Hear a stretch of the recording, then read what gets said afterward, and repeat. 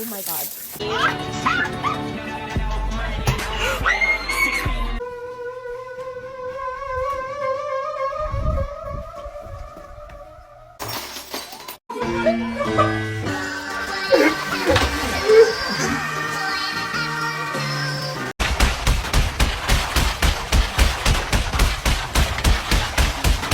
Someone just do it.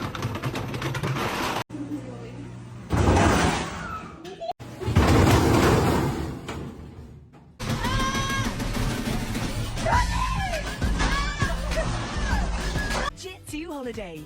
And right now, you can